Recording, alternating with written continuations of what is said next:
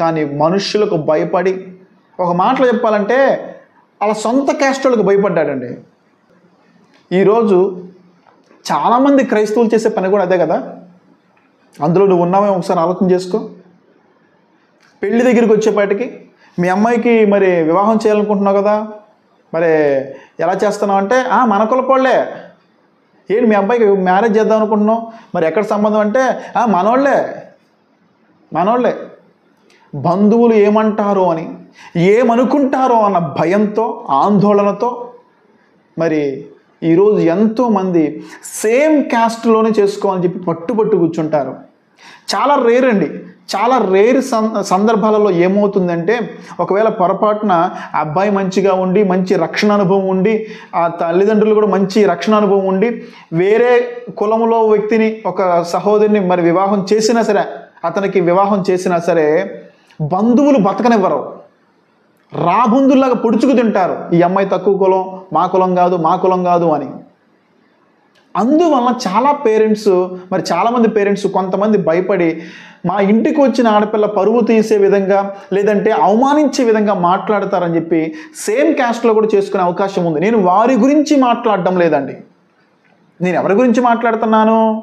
హృదయంలో, అంతరంగములో కుల గజ్జి నింపుకొని,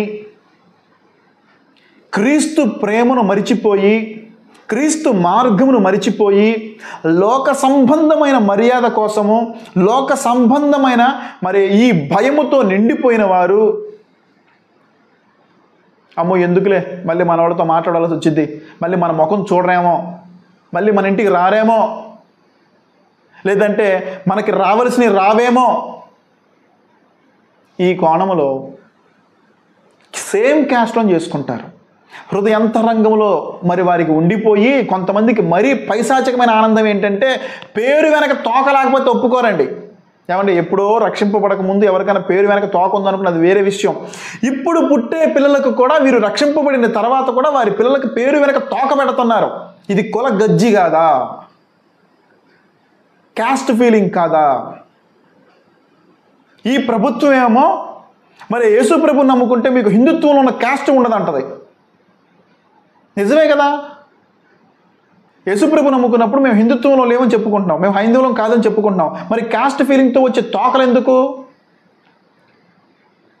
అఫ్కోర్స్ సర్టిఫికేట్ విషయంలో ప్రభుత్వం చాలా కుమ్మక్క అయింది.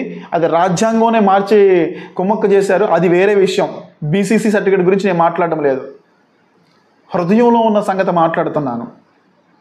ఇప్పటికీ కూడా ఎంతోమంది మరి ప్రభు వాక్యము ఎంతో శ్రద్ధగా చదువుతూ కూడా హృదయంలో ఒక రకమైన ఫీలింగ్, క్యాస్ట్ ఫీలింగ్ ఉంచుకొని వారు ప్రవర్తించే ప్రవర్తనా విధానము మనవాడే అనే పదాలు చాలా భయంకరం అండి. ఇక్కడ పేతురు కూడా మరి ఈ సందర్భంలో ఇక్కడ మనకు అదే ఫీలింగ్తో కనిపిస్తున్నట్టు మనకు అనిపించింది. కానీ వాస్తవానికి పేతురు మరి అంత కాకపోయినప్పటికీ నేను భయపడ్డాడు. యాకోబు దగ్గర నుంచి వచ్చిన మనుషులకు భయపడ్డాడు, సున్నతి చేయబడిన యూదులకు భయపడ్డాడు. భయపడడం మాత్రమే కాకుండా ఇతర యూదులు కూడా మోసపోయే విధంగా అతను వేషం వేసుకున్నాడు. ఈరోజు నీవు వేషధారణగా నటిస్తే నిన్ను చూసి ఎంతమంది ఈరోజు క్రైస్తవులు దారి తప్పుతారో ఒకసారి ఆలోచన చేయి. దేవుడు నిన్ను లెక్కడుగుతాడు ఖచ్చితంగా.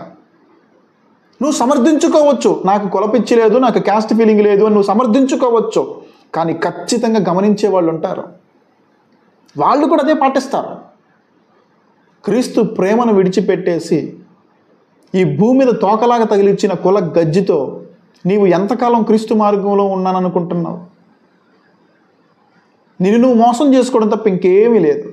ఇక్కడ పేతురు కూడా అదేవిధంగా భయపడి పౌలు గారి చేత మరి తిట్లు తినాల్సి వచ్చింది. ఒక మాట చెప్పాలంటే చివాట్లు పెట్టించుకోవాల్సి వచ్చింది పౌలు గారి చేత.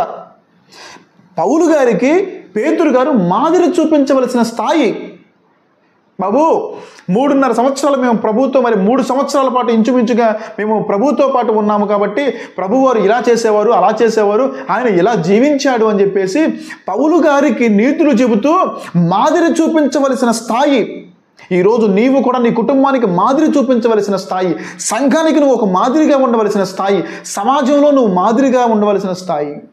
కానీ ఈరోజు ఇతరులకు నీ మాదిరిని చూపించబోయి నీవు నీలో ఉన్న కులగజ్జిని చూపిస్తున్నావు, నీకు ఉన్న అహంకారాన్ని చూపిస్తున్నావు, నీకున్న డబ్బు పిచ్చిని, నీకున్న మదాన్ని చూపిస్తున్నావు.